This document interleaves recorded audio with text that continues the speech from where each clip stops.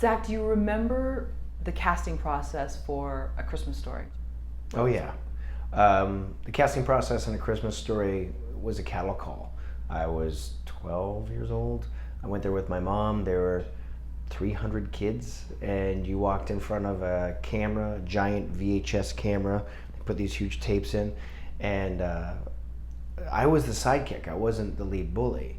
So the lines were, "Nah, your Aunt Fanny, get over here!" Like that was kind of it. So you do that over and over, and it went from like 300 down to 200, 150, 180, 50, 10.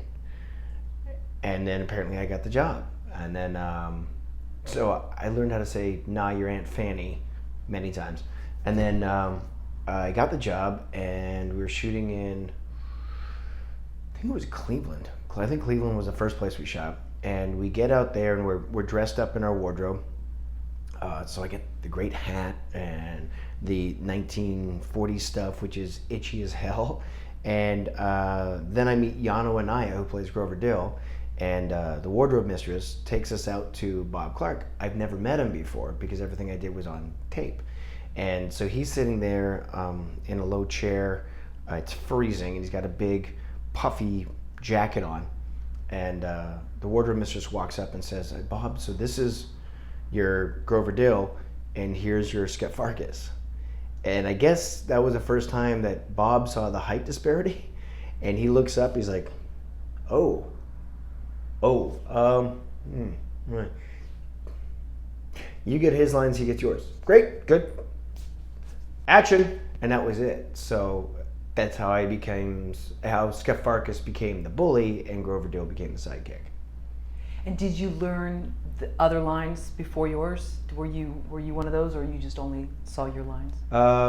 It was pretty easy. I mean, it wasn't rocket science. There were no soliloquies in A Christmas Story. And my mother's an actress, so she would just run it with me over and over again. And then when we actually were shooting, Bob would come up, and he treated us like young professionals. So if you were fooling around being a kid, that's great. And now we're shooting, and you drop your line, he'd walk over. And I remember there's one scene I dropped my lines 3 or 4 times, and I think I was distracted, and I was being a silly little kid. I was like, and Bob walks over. He's like, "Hold on, cut, hold on, everybody." And he walks over to me, and he puts his arm around me. He was very fatherly. He's like, "All right, Zack, I'll run the line." And I ran it. He's like, "Good, okay, run it again." I did. He's like, "Good, one more time. One more time. Wait, what was that line? Okay, dude, one more time. And again. Ooh, you know what? One more time. And again. And one more time." Starts walking back, goes, wait, Zack, what was that line? Perfect. Thank you. Let's go. Because he expected you to be a professional, but he was also a father, so he was very kind.